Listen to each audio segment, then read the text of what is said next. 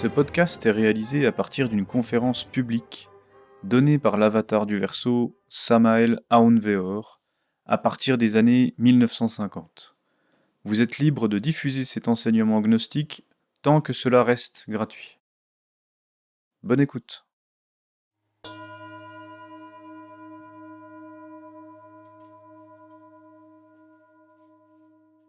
Ici, nous allons enseigner des éléments importants pour ceux qui sont prêts à les entendre, pour ceux qui ont atteint une maturité intérieure suffisante. Cette conférence, donnée par Samael Aounveor, concerne l'importance de se connaître soi-même en découvrant sa manière de penser, ressentir, agir, pour éliminer tous ses défauts, pour dissoudre l'ego, la fausse personnalité, de façon à atteindre l'éveil de la conscience authentique et durable. Ici, dans cet enregistrement, nous allons parler un peu des inquiétudes de l'esprit. Avant tout, nous avons besoin de compréhension créatrice. Ce qui est fondamental dans la vie, réellement, c'est d'arriver à se connaître soi-même. D'où venons-nous? Où allons-nous? Quel est le but de l'existence? Pourquoi vivons-nous? Pourquoi sommes-nous ici? Certainement, cette phrase qui fut inscrite sur le frontispice du temple de Delphes est axiomatique. Nocete ipsum. Homme, connais-toi toi-même, et tu connaîtras l'univers et les dieux. Se connaître soi-même est fondamental.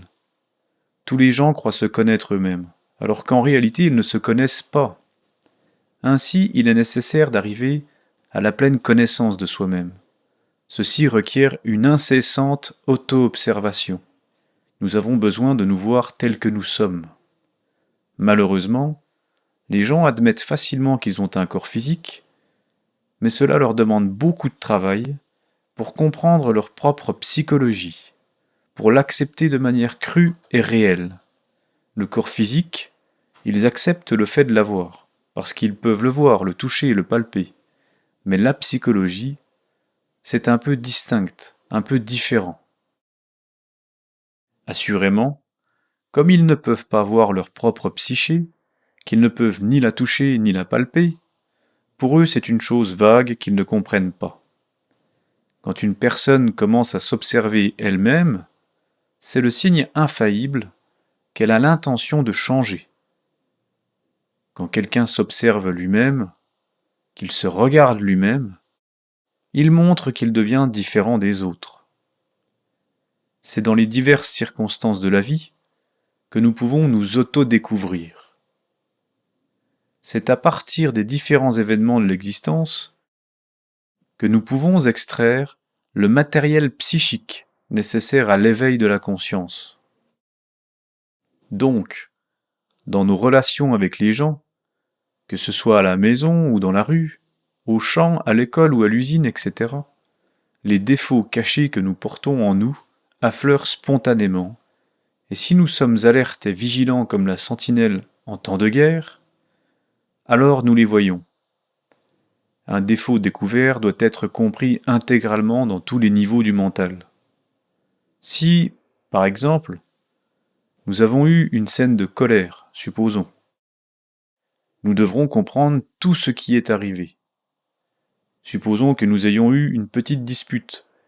Il se peut que nous soyons entrés dans un magasin pour demander quelque chose, et que l'employé nous ait apporté autre chose que nous n'avions pas demandé. Alors nous nous sommes irrités légèrement. « Monsieur, nous disons, je vous ai demandé telle chose et vous m'apportez autre chose. Ne vous rendez-vous pas compte que je suis pressé, que je ne peux pas perdre mon temps ?» Voilà une petite dispute, une petite contrariété. Il est évident que nous avons besoin de comprendre ce qui s'est passé. En arrivant à la maison, nous devons immédiatement nous concentrer profondément sur ce qui s'est passé. Si nous étudions les motifs profonds qui nous ont fait agir de la sorte, de cette façon, en nous en prenant à l'employé parce qu'il ne nous a pas apporté ce que nous avions demandé, nous en venons à découvrir notre propre auto-importance, c'est-à-dire que nous nous sommes crus très importants. Il est évident qu'il y a eu en nous ce qu'on appelle la suffisance, l'orgueil, l'irritabilité. Voilà l'impatience, voilà plusieurs défauts. L'impatience est un défaut, la suffisance est un autre défaut, l'auto-importance, nous sentir très important, voilà un autre défaut. L'orgueil, nous sentir très grand et regarder avec dédain l'employé qui nous a servi, toutes ces raisons ont fait que nous nous sommes comportés de manière inharmonieuse. Par la même occasion, nous avons découvert différents « je » qui doivent être travaillés, compris. Il faut étudier à fond ce qu'est le moi de la suffisance. Il faudra le comprendre complètement. Il faudra l'analyser. Il faudra l'étudier à fond. Ce qu'est le moi de l'orgueil. Il faudra étudier à fond ce qu'est le moi de l'auto-importance. Il faudra étudier à fond ce qu'est le moi du manque de patience, ce qu'est le moi de la colère, etc. C'est un groupe de moi. Chacun doit être compris séparément, étudié, analysé. Nous devons accepter le fait que derrière ce petit événement insignifiant se cache un groupe de moi et que ceux-ci naturellement sont actifs. Il faut les étudier un par un, séparément, parce qu'à l'intérieur de chacun est embouteillée l'essence, c'est-à-dire la conscience. Il faut donc les désintégrer, les annihiler, les réduire en poussière cosmique. Pour les désintégrer, nous devons nous concentrer sur la divine mère Kundalini, la supplier, la prier de les réduire en poussière. Mais d'abord, il faut comprendre le défaut. Supposons la colère, par exemple. Puis, après l'avoir compris, supplier la divine mère Kundalini de l'éliminer. Puis comprendre l'impatience, la supplier à elle d'éliminer cette erreur. Après comprendre l'auto-importance. Pourquoi nous croyons-nous importants si nous ne sommes rien que de misérables vers de la boue de la terre? Sur quoi repose notre auto-importance? Sur quoi nous fondons-nous? Réellement, il n'y a aucun motif pour notre auto-importance, car nous ne sommes rien. Chacun de nous n'est rien de plus qu'un vil ver de la boue de la terre. Que sommes-nous face à l'infini, face à la galaxie où nous vivons, face à ces millions de mondes qui peuplent l'espace sans fin? Pourquoi nous sentir auto-importants? Ainsi, en analysant chacun de nos défauts, nous les comprenons peu à peu, et le défaut que nous comprenons doit être éliminé avec l'aide de la divine mère Kundalini. Il est évident qu'il faudra la supplier elle, la prier d'éliminer le défaut qu'on est en train de comprendre. Donc, dans une scène, interviennent différents moi. Prenons une autre scène, une scène de jalousie par exemple. Incontestablement, c'est grave, car dans une scène de jalousie interviennent aussi différents moi. Si un homme s'aperçoit soudain que sa femme est en train de parler à un autre homme de manière très intime, qu'est-ce que ça veut dire? Il va ressentir de la jalousie, c'est bien probable, et il cherchera querelle à sa femme, c'est clair. Mais si nous observons cette scène, nous y trouvons de la jalousie, de la colère, de l'amour-propre, différents moi. Le moi de l'amour-propre s'est senti blessé, la jalousie est entrée en action, la colère aussi. Quelconque scène, donc, quelconque situation, quelconque événement doit nous servir de base pour l'autodécouverte. Dans n'importe quel événement, nous allons découvrir que nous avons à l'intérieur de nous-mêmes différents moi. C'est évident, différents moi. Pour toutes ces raisons, il est nécessaire que nous soyons alertes et vigilants, comme la sentinelle en temps de guerre. L'état d'alerte perception, d'alerte nouveauté est indispensable. Si nous ne procédons pas de la sorte, la conscience restera prisonnière des agrégats psychiques que nous portons à l'intérieur et nous ne nous éveillerons jamais. Nous devons comprendre que nous sommes endormis. Si les gens étaient éveillés, ils pourraient voir, toucher et palper les grandes réalités des mondes supérieurs. Si les gens étaient éveillés, ils se rappelleraient leur vie passée. Si les gens étaient éveillés, ils verraient la Terre telle qu'elle est. Actuellement, ils ne voient pas la Terre telle qu'elle est. Les gens de la Lémurie voyaient le monde tel qu'il est. Ils savaient que le monde a en tout 9 dimensions, dont 7 fondamentales, et ils voyaient le monde de manière multidimensionnelle. Dans le feu, Il percevait les salamandres ou créatures du feu. Dans les eaux, il percevait les créatures aquatiques, les ondines et les néréides. Dans l'air, il voyait clairement les sylphes, et à l'intérieur de l'élément terre, il voyait les gnomes. Quand il levait les yeux vers l'infini, il pouvait percevoir d'autres humanités planétaires. Les planètes de l'espace étaient visibles pour les anciens, de façon précise, car il voyait l'aura des planètes. Il pouvait aussi percevoir les génies planétaires. Mais quand la conscience humaine se trouva enfermée à l'intérieur de tous ces moi, ou agrégats psychiques, qui constituent le moi-même, le soi-même, l'ego, alors la conscience s'endormit. Elle se manifeste maintenant en vertu de son propre embouteillement. À l'époque de la Lémurie, toute personne pouvait voir au moins la moitié d'un Oltapamnas. Un Oltapamnas équivaut à 5,5 millions de tonalités de couleurs. Quand la conscience se trouva enfermée dans l'ego, les sens dégénérèrent. Dans l'Atlantide, on ne pouvait plus percevoir qu'un tiers des tonalités de couleurs, et maintenant, c'est à peine si on perçoit les 7 couleurs du spectre solaire et quelques rares tonalités.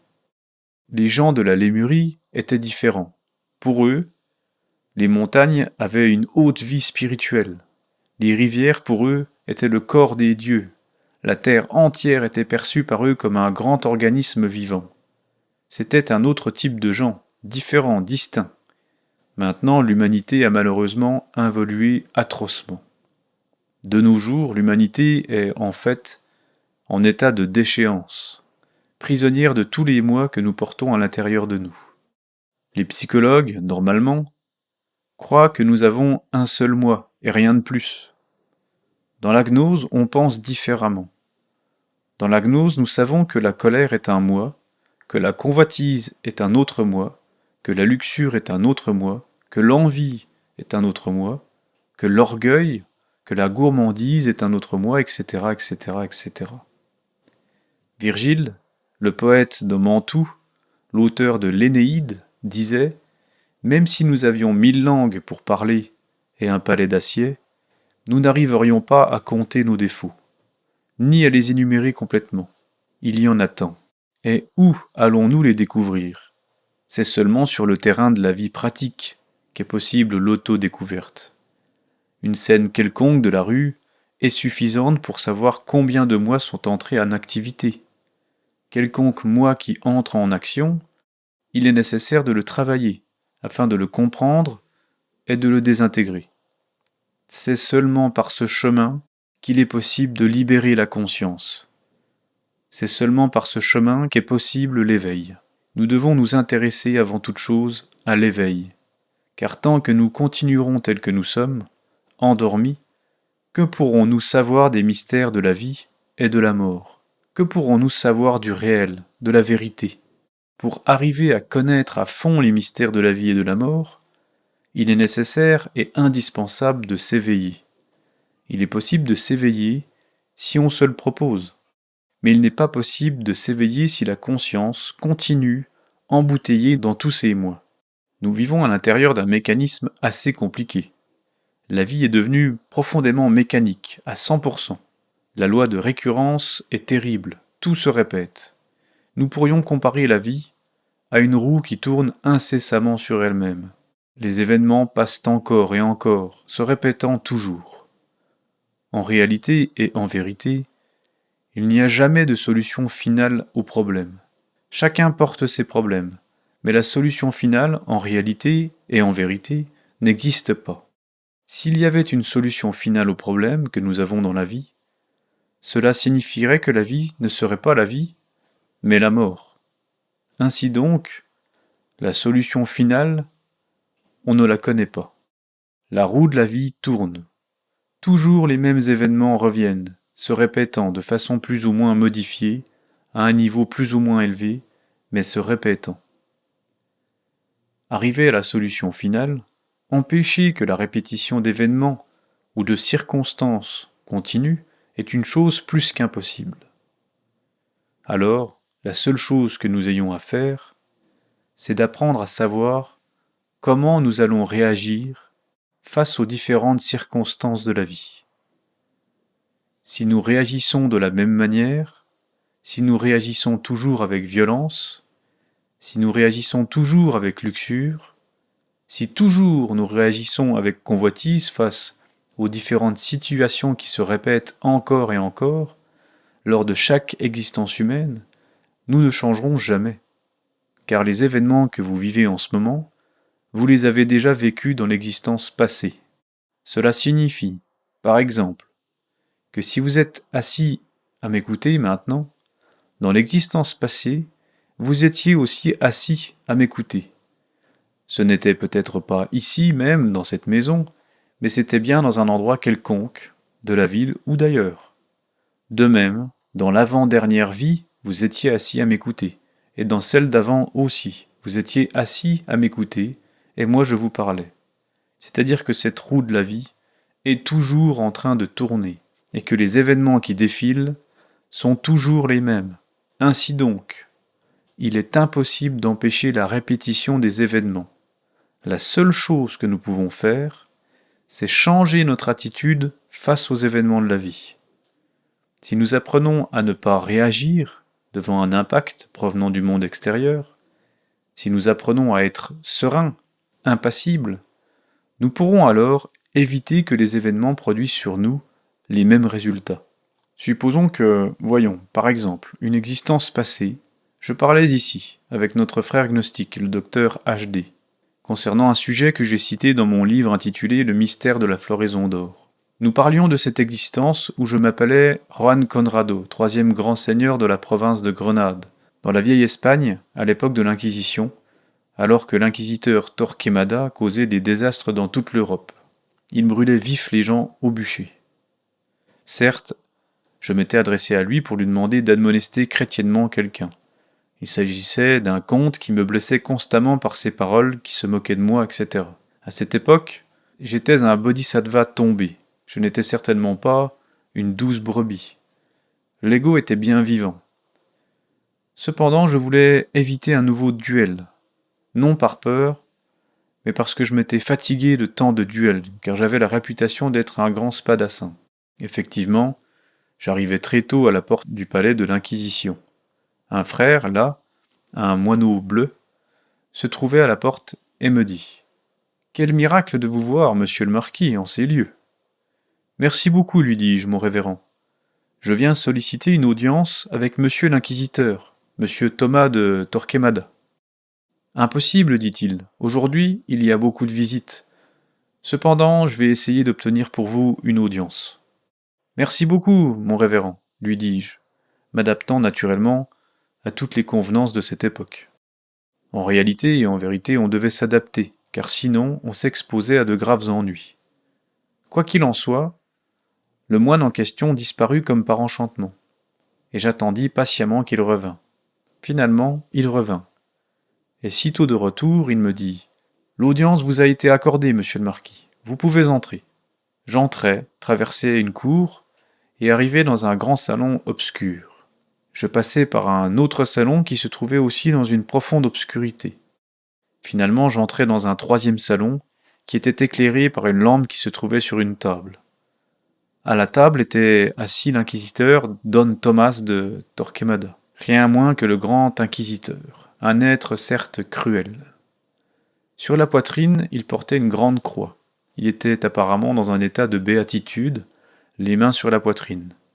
Lorsqu'il me vit, je ne pus faire moins que de le saluer avec toutes les révérences en usage à l'époque, et il me dit « Asseyez-vous, monsieur le marquis. Qu'est-ce qui vous amène ici ?» Je lui dis alors « Je viens vous solliciter pour une admonestation chrétienne à l'encontre de monsieur le comte un tel de XYZ avec 50 000 noms et prénoms, qui lance ses plaisanteries contre moi, me raille et me harcèle avec ses moqueries, et je n'ai aucune envie d'avoir un autre duel. Je veux éviter un nouveau duel. » « Oh, ne vous en faites pas, monsieur le marquis, me répondit-il. Nous avons déjà de nombreuses plaintes contre ce comte, ici, dans la maison inquisitoriale. Nous allons le faire appréhender et l'amener dans la tour du martyr. Nous lui mettrons les pieds sur des charbons ardents, afin de bien les lui brûler, pour qu'il souffre. Nous lui arracherons les ongles des mains, lui verserons du plomb fondu sur ses ongles, Nous le torturerons, nous l'emmènerons ensuite sur la place publique, et nous le brûlerons sur le bûcher. » Eh bien, je n'avais pas pensé aller si loin. J'étais juste venu demander une admonestation chrétienne. Évidemment, je restais perplexe en écoutant Torquemada parler de cette manière, les mains posées sur la poitrine, dans un état de béatitude. Cela me fit horreur. Je ne pus que manifester mon mécontentement, et il fallut que je lui dise. « Vous êtes un pervers. Je ne suis pas venu vous demander de brûler vif qui que ce soit, ni de le torturer. Je suis seulement venu vous demander une admonestation chrétienne et c'est tout. Maintenant, vous comprenez pourquoi je ne suis pas d'accord avec votre secte. » Finalement, je proférais d'autres propos, criais d'autres paroles, qu'en cet instant je garde pour moi, dans un langage quelque peu ronflant, motif plus que suffisant pour que ce haut dignitaire de l'Inquisition dise « Alors c'est comme ça, monsieur le marquis. » Il fit alors sonner une cloche, et apparut un groupe de chevaliers armés jusqu'aux dents. Ce chevalier du Saint-Office se tint debout, se leva rempli de lui-même, et ordonna aux chevaliers disant « Emparez-vous de cet homme. »« Un moment, chevalier, leur dis-je. Souvenez-vous des règles de la chevalerie, car à cette époque, les règles de la chevalerie étaient respectées, très respectées, par tous. Donnez-moi une épée, lui dis-je en style gachupin, car j'étais parmi des gachupins, c'est clair, et je me battrai avec chacun de vous. Je n'étais ni plus ni moins qu'un gachupin, qui parlait. Nous nous étions rencontrés en plein Moyen-Âge, à l'époque de Torquemada. Un chevalier me remit une épée, je la pris, ensuite, il fit un pas en arrière et me dit « En garde !» Je lui répondis « Toujours je le suis », et nous nous engageâmes dans un dur combat. On n'entendit plus que le choc des épées. Il semblait qu'en s'entrechoquant les unes contre les autres, lançaient des étincelles. Ce chevalier était très habile à l'escrime. Il maniait les armes à merveille. Mais je n'étais pas une douce brebis non plus, bien sûr que non. Total, le duel fut très grave. Il ne me restait plus qu'à faire usage de ma meilleure estocade pour sortir victorieux. Seulement, les autres chevaliers qui assistaient à l'événement se rendirent compte que leurs compagnons allaient tout droit au Panthéon. Et évidemment, ils m'assaillirent tous ensemble. Alors vint le moment où mon bras droit se fatigua. Je n'en pouvais plus avec le poids de l'épée et tant de lutte. Je leur dis « Vous avez gagné par surprise, car vous m'êtes tombés dessus tous ensemble. Ce ne sont pas des manières de chevalier. » Donc j'ai laissé l'épée. Alors monsieur l'inquisiteur dit « Au bûcher !» Et enfin, il ne fut pas difficile de me brûler vif. Sur place, il y avait un peu de bois, au pied d'un poteau d'acier. Ils m'enchaînèrent à ce poteau, mirent le feu au bois, et en quelques secondes, je brûlais comme une torche enflammée. Je ressentis une grande douleur dans ma chair. Je vis mon corps physique brûler, jusqu'à être totalement réduit en cendres. Je voulus faire un pas, intentionnellement, pour voir ce qui allait se passer. Mais ce qui arriva fut qu'avant de faire le pas, je sentis que cette douleur suprême se transformait en félicité. Je compris qu'au-delà de la douleur, bien au-delà de la douleur, il y a la félicité, et que la douleur humaine, aussi forte soit-elle, a une limite. Une pluie apaisante se mit à tomber sur ma tête, et je sentis que je m'allégeais. Je fis un pas, et m'aperçus que je pouvais en faire un autre. En fin de compte, je sortis de ce palais en marchant très lentement, très lentement. En fait, je m'étais désincarné. Ce corps physique avait donc péri sur le bûcher de l'Inquisition. Aujourd'hui, par exemple, si un de ces événements de ma vie venait à se répéter, je suis sûr que je n'irais pas au bûcher, ni au peloton d'exécution ou autre chose du même style. Pourquoi ? Parce que, n'ayant plus ces mois de la colère, de l'impatience, j'écouterais l'inquisiteur de façon sereine, impassible. Je comprendrais l'état dans lequel il se trouve. Je garderais totalement le silence. Aucune réaction ne sortirait de moi. Résultat, il ne se passerait rien, c'est clair. Je pourrais sortir tranquillement sans problème. Par conséquent, les problèmes, en réalité et en vérité, c'est l'ego qui les fabrique. Si dans cette situation, je n'avais pas réagi de la sorte contre le Saint-Office, comme il l'appelait, contre l'Inquisition, contre le moineau bleu, etc., etc., il est évident que je ne me serais pas désincarné ainsi. Cela ne signifie pas couardise, mais simplement, je serais resté serein, impassible. Puis j'aurais tourné les talons, et je me serais retiré sans problème. Il ne reste qu'un point en suspens.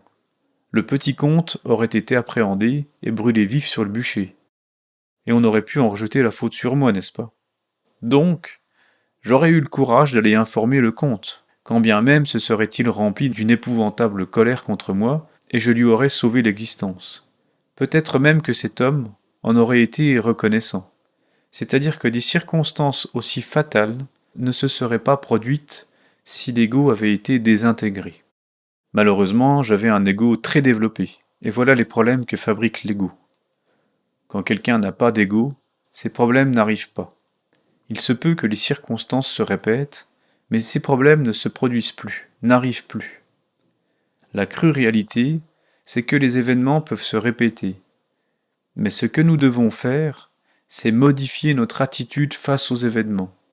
Si notre attitude est négative, nous nous créerons alors de très graves problèmes, c'est évident. Il faut donc que nous changions d'attitude face à l'existence. Mais nous ne pouvons pas changer d'attitude face à la vie si nous n'éliminons pas ces éléments préjudiciables qui sont dans notre psyché. La colère, par exemple, combien de problèmes nous vaut la colère? La luxure, combien de problèmes nous vaut la luxure? La jalousie, comme elle est néfaste, l'envie, combien d'inconvénients nous attire-t-elle? On doit changer d'attitude face aux différentes circonstances de la vie. Celles-ci se répètent, avec nous ou sans nous, mais elles se répètent. Elles peuvent se répéter avec nous ou sans nous, mais elles se répètent. Ce qui est important, c'est de changer d'attitude face aux différentes circonstances de la vie. C'est-à-dire qu'il faut nous autoconnaître profondément. Si nous nous autoconnaissons, nous découvrons nos erreurs, et si nous les découvrons, nous les éliminons. Si nous les éliminons, nous nous éveillerons, et si nous nous éveillons, nous en venons à connaître les mystères de la vie et de la mort. Nous en venons à expérimenter cela qui n'appartient pas au temps, cela qui est vérité. Mais tant que nous continuerons à avoir la conscience prisonnière de l'ego, du moi, des moi, nous ne saurons évidemment rien des mystères de la vie et de la mort. Ainsi, nous ne pourrons pas expérimenter le réel. Nous vivrons dans l'ignorance. Il est donc urgent de mettre en pratique sans délai la maxime de Thalès de Milet, Nocce te ipsum, homme, connais-toi toi-même, et tu connaîtras l'univers et les dieux. Toutes les lois de la nature sont à l'intérieur de soi-même. Et si on ne les découvre pas à l'intérieur de soi-même, on ne peut pas non plus les découvrir en dehors de soi-même. Ainsi donc, à l'intérieur de soi, se trouve l'univers. L'homme est contenu dans l'univers, et l'univers est contenu dans l'homme. Si nous découvrons l'univers à l'intérieur de nous-mêmes, alors nous le découvrirons réellement. Mais si nous ne le découvrons pas à l'intérieur de nous-mêmes, nous ne pourrons pas non plus le découvrir en dehors de nous, c'est évident. Il existe en nous des possibilités extraordinaires. Mais avant tout, nous devons partir du commencement. Nocce te ipsum. Homme, connais-toi toi-même, et tu connaîtras l'univers et les dieux. La fausse personnalité, par exemple, est un obstacle à la vraie félicité. Tout être humain a une fausse personnalité qui est formée par la suffisance, par la vanité, par l'orgueil, par la peur, l'égoïsme, la colère, l'auto-importance, l'auto-sentimentalisme, etc. La fausse personnalité est vraiment problématique, car elle est dominée par les moi de ce type que j'ai énumérés. Tant qu'on possédera la fausse personnalité, on ne pourra en aucune manière connaître la réelle félicité. Comment pourrait-on la connaître? Si on veut être heureux, et nous avons tous droit à la félicité, on doit commencer par éliminer la fausse personnalité. Mais pour pouvoir éliminer la fausse personnalité, on doit éliminer les moi qui la caractérisent, ceux que j'ai énumérés.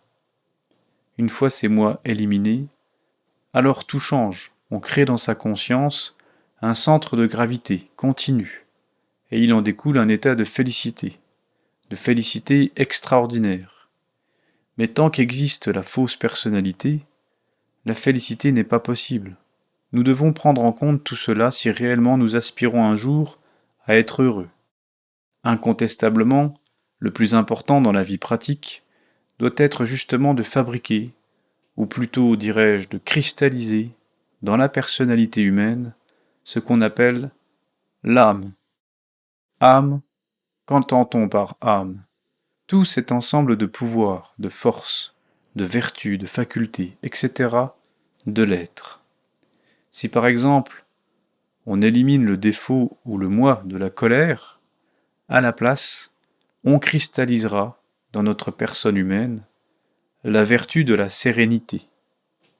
Si on élimine le défaut de l'égoïsme, à la place, on cristallisera dans notre personne humaine la vertu merveilleuse de l'altruisme.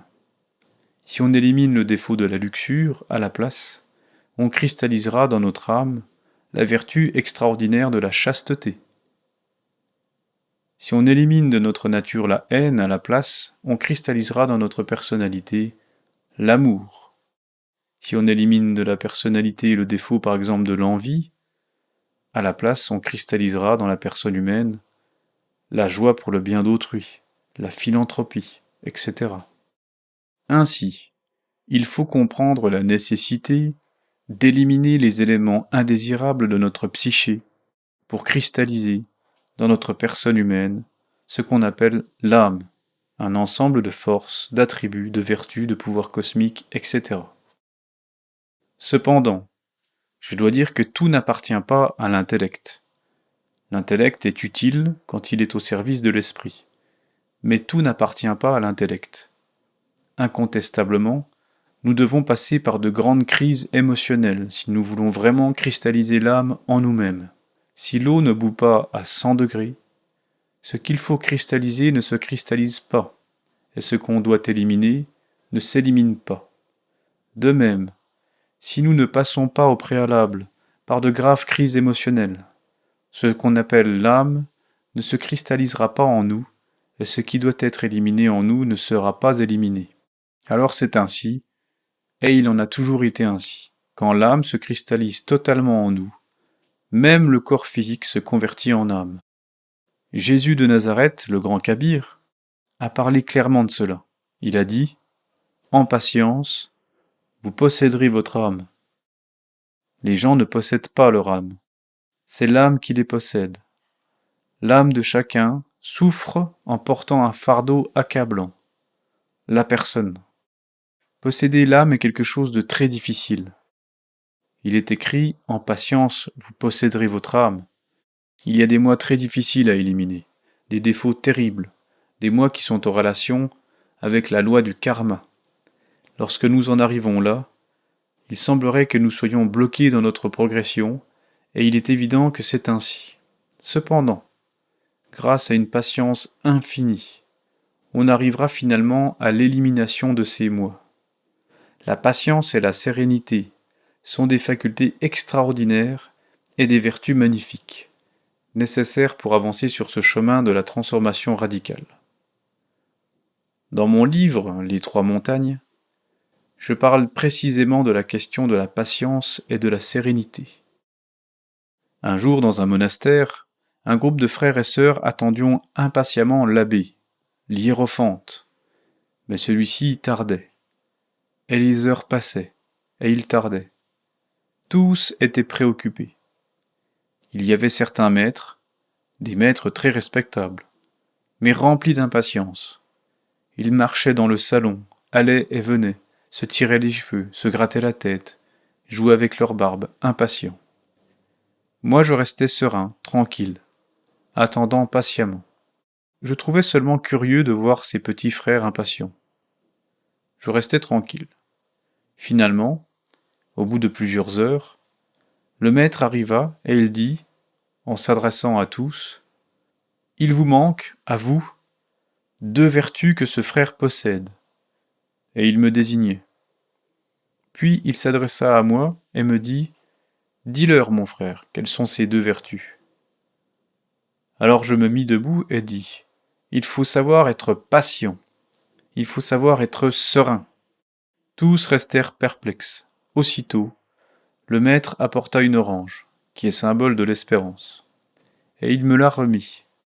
Ainsi me qualifiant, je fus qualifié à entrer dans la deuxième montagne, qui est celle de la résurrection. Les autres, impatients, furent reportés. Ensuite, on me fixa un rendez-vous dans un autre monastère pour signer des papiers que je devais signer, et il en fut ainsi. On me communiqua certaines instructions ésotériques, et on m'admit alors dans les études de la deuxième montagne. Et ses compagnons qui ont échoué à l'épreuve sont encore en train de lutter pour arriver à la patience et à la sérénité, car ils ne les possèdent pas. Vous voyez comme il est important d'être patient et d'être serein. Ainsi, quand quelqu'un travaille à la dissolution d'un moi, et qu'il n'arrive pas, pour rien au monde, à le dissoudre, parce que c'est devenu très difficile, parce qu'il y a des moi ainsi en relation avec le karma, il ne lui reste plus d'autre remède que de multiplier la patience et la sérénité, jusqu'à ce qu'il triomphe. Mais beaucoup sont impatients. Ils veulent éliminer tel ou tel moi, là, immédiatement, sans payer le prix correspondant à cela, et c'est absurde. Dans le travail sur soi-même, on a besoin de multiplier la patience à l'infini, et la sérénité jusqu'au summum des summums. Celui qui ne sait pas être patient, celui qui ne sait pas être serein, échoue sur le chemin ésotérique. Observez-vous dans la vie pratique. Êtes-vous impatient? Observez-vous. Savez-vous rester serein au moment voulu? Si vous n'avez pas ces deux précieuses vertus, alors il faut donc travailler pour les obtenir. Comment? En éliminant les moi de l'impatience, en éliminant donc les moi du manque de sérénité, de l'énervement. Les moi fâchés sont ceux qui empêchent la sérénité. Que recherchons-nous, à la longue, avec tout cela? Changer, mais changer totalement, parce que tel que nous sommes, il est incontestable que la seule chose que nous fassions, c'est souffrir, nous rendre la vie amère. N'importe qui peut nous faire souffrir. Il suffit qu'on touche l'une de nos cordes sensibles pour que nous souffrions. Si on nous dit une parole dure, nous souffrons. Si on nous donne des tapes sur l'épaule et qu'on nous dit de douces paroles, nous sommes heureux. C'est ainsi que nous sommes faibles. Nos processus psychologiques ne dépendent plus de nous. En d'autres termes, nous n'avons pas de pouvoir sur nos propres processus psychologiques. N'importe qui peut manipuler notre psyché. Voulez-vous voir une personne irritée? Dites-lui une parole dure et vous la verrez irritée. Si vous voulez la voir contente, donnez-lui une tape sur l'épaule et dites-lui quelques paroles gentilles et elle change à l'instant, la voilà contente. Comme c'est facile, n'importe qui joue avec la psyché des autres. Comme elles sont faibles, ces créatures. Il s'agit donc de changer. Il faut que tout ce qui nous rend faibles soit éliminé. On doit perdre notre propre identité personnelle, même pour nous. Cela signifie que le changement doit être si radical qu'on doit même perdre notre propre identité personnelle. Je suis un tel, etc. Nous devons la perdre pour nous-mêmes. Le jour viendra où nous ne retrouverons plus notre propre identité personnelle. Il s'agit de nous convertir en autre chose, en quelque chose de différent. Il est évident qu'on doit même perdre notre identité personnelle. Il nous faut nous convertir en créatures différentes, en créatures heureuses, en êtres joyeux, car nous avons droit à la félicité. Mais si nous ne nous efforçons pas, comment allons-nous changer? De quelle manière? Voilà ce qui est grave. Le plus important est de ne pas nous identifier avec les circonstances de l'existence. La vie est comme un film, et en fait, c'est un film qui a un début et une fin. Différentes scènes passent sur l'écran du mental, et notre erreur la plus grave consiste à nous identifier avec ces scènes. Pourquoi? Parce qu'elles passent, simplement parce qu'elles passent. Ce sont les scènes d'un grand film, et à la fin, elles passent. Heureusement, sur le chemin de ma vie, j'ai toujours eu ceci comme devise: ne pas s'identifier avec les différentes circonstances de la vie. Il me vient en mémoire, disons, des situations de mon enfance. Étant donné que mes parents terrestres avaient divorcé, il nous incombait, à nous, les enfants d'une grande famille, de souffrir. Nous étions restés avec le chef de famille, et celui-ci nous interdisait alors d'aller rendre visite à la chef, c'est-à-dire à notre mère terrestre. Cependant, nous n'étions pas ingrats, au point d'oublier la chef. Je m'échappais toujours de la maison avec un de mes jeunes frères qui me suivait. Nous allions lui rendre visite. Puis nous retournions à la maison où était le chef. Mais mon petit frère souffrait beaucoup car, au retour, il se fatiguait car il était très petit, et je devais alors le prendre sur mes épaules, tant il était petit. Et il pleurait amèrement. Il disait « Maintenant, de retour à la maison, le chef va nous fouetter. Il va nous donner des coups de fouet et de bâton. » Je répondais en disant « Petit, pourquoi pleures-tu ? Tout passe, rappelle-toi que tout passe. » Quand nous arrivions à la maison, certes, le chef nous attendait, rempli d'une grande colère, et il nous donnait des coups de fouet. Plus tard, bien sûr, nous nous enfermions dans notre chambre pour dormir. Mais là, au moment de nous coucher, je disais à mon frère, « Tu te rends compte ? C'est déjà passé. Es-tu convaincu que tout passe ?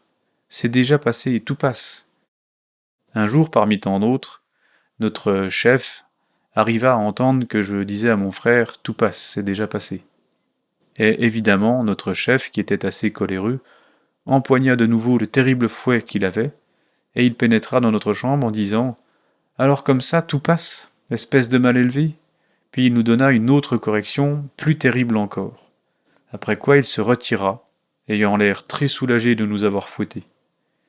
Dès qu'il fut sorti, je dis un peu plus doucement à mon frère, « Tu vois, ça aussi c'est déjà passé. » C'est-à-dire que je ne m'identifiais jamais avec ces scènes. Et je pris comme devise dans la vie de ne jamais m'identifier avec les circonstances, avec les événements, avec les situations, car je sais que ces scènes ne font que passer. On se préoccupe tellement pour un énorme problème qu'on ne peut pas résoudre, et plus tard, voilà qu'il passe et qu'arrive une autre situation complètement différente. Alors pourquoi s'est-on préoccupé si ça devait passer ? Pour quelles raisons s'est-on préoccupé ? Quand on s'identifie aux différents événements de la vie, on commet beaucoup d'erreurs. Si on s'identifie au verre de liqueur que nous offre un groupe d'amis poivreaux, alors on s'enivre. Si on s'identifie avec une personne du sexe opposé, à un moment donné, on se retrouve en train de forniquer. Si on s'identifie à un offenseur qui nous blesse avec ses paroles, on se retrouve aussi à insulter. Vous paraît-il raisonnable que nous, qui sommes de bonnes personnes, apparemment sérieuses, nous nous retrouvions en train d'insulter ? Croyez-vous que ce soit correct ? Si on s'identifie à une scène de sentimentalisme pleurnichard, par exemple, où tout le monde est en train de pleurer amèrement, on se retrouve aussi avec une bonne provision de larmes. Croyez-vous qu'il soit correct que d'autres nous entraînent à pleurer de la sorte, parce qu'ils en ont envie ? Ce que je vous dis est indispensable si vous voulez vraiment vous auto-découvrir. C'est indispensable parce que si on s'identifie totalement à une scène, cela signifie qu'on s'est oublié soi-même. On a oublié le travail qu'on est en train de faire. On est alors en train de perdre totalement son temps. Les gens s'oublient complètement eux-mêmes. Ils oublient leur propre être intérieur profond, parce qu'ils s'identifient avec les circonstances. Normalement, les gens sont endormis car ils s'identifient aux circonstances qui les entourent, et chacun a sa chansonnette psychologique, comme je l'ai dit dans mon livre « La psychologie révolutionnaire ». À peine rencontrons-nous quelqu'un qui nous dit aussitôt « Dans ma vie, j'ai dû faire ceci et cela, on m'a volé, j'étais riche, j'avais de l'argent, mais on m'a trompé, un tel est le voyou qui m'a trompé, et voilà sa chanson psychologique. » 10 ans plus tard, nous rencontrons la même personne, et elle recommence à nous raconter la même chanson. 20 ans plus tard, nous la rencontrons de nouveau, et elle nous raconte la même chanson. C'est sa chanson psychologique. Elle est restée identifiée à cet événement pour le reste de sa vie. Dans ces conditions, comment allons-nous dissoudre l'ego ? De quelle manière, si on est en train de le fortifier ? En s'identifiant ainsi, on le renforce. On renforce les moi. Si on s'identifie à une bagarre, on se retrouve aussi en train de donner des coups de poing. Il me vient en mémoire le souvenir d'un match de boxe, aux États-Unis, entre deux champions, où finalement tous les spectateurs finirent par se donner des coups de poing les uns aux autres, devenus complètement fous. Ils se donnaient tous des coups de poing les uns les autres, ils étaient tous devenus boxeurs. Vous voyez ce qu'est l'identification. J'ai vu une dame qui, en regardant un film où les acteurs pleuraient, bon, ils faisaient semblant de pleurer, c'est clair, mais cette dame qui était en train de regarder un film se mit à pleurer, aussi, terriblement, dans un état d'angoisse épouvantable. Vous voyez ce qu'est l'identification. Qu'a fait cette pauvre dame qui s'est identifiée au film? Elle s'est crue le héros ou l'héroïne du film. Elle a créé un nouveau moi à l'intérieur d'elle-même, et ce nouveau moi lui a volé une partie de sa conscience. De sorte que si cette personne était endormie, elle l'est encore plus maintenant. Pourquoi? À cause de l'identification. Une fois, il m'arriva d'aller au cinéma. Il y a de très nombreuses années de cela. Le film était très romantique. On y voyait apparaître un couple d'amoureux qui s'aimaient, qui s'adoraient, je ne sais quoi. Bon, et moi j'étais très intéressé de voir ce couple d'amoureux. Ses poses, ses paroles, que de regards, que de choses. Et j'étais ravi de les regarder et de les regarder encore. Enfin, le film se termina et je retournai chez moi tout à fait tranquille. Une fois arrivé chez moi, j'eus sommeil et je me couchai. Et alors, cette nuit-là, je me retrouvais dans le monde mental. Là, j'y rencontrai une femme, comme celle que j'avais admirée dans le film. Elle était même très jolie et cette femme se trouvait face à moi. Je m'assis avec elle à une table pour prendre quelques rafraîchissements. C'est alors qu'arrivèrent les paroles douces, tout à fait semblables à celles du film, effectivement. Conclusion, bon, je n'allais pas jusqu'à la copulation chimique, ni rien de semblable. Par contre, il ne manqua pas de baisers, d'étreintes, de caresses, de tendresses, et de 50 000 choses de ce style. Je vous raconte une histoire qui s'est passée il y a 20 ans. Elle n'est pas de maintenant, car maintenant je ne vais plus au cinéma. Mais à cette époque, oui, j'allais au cinéma. Il me semblait que c'était un divertissement sain. C'est ce que je croyais. Conclusion, la scène n'était pas très bonne, un peu érotique. Puis le panorama changea, et je descendis du monde mental jusqu'au monde astral, qui sont deux mondes différents. En arrivant alors dans le monde astral, je me retrouvai dans un grand temple, et je pus vérifier qu'un maître m'avait analysé. Bien sûr, je me dis à moi-même, j'ai fait une bêtise.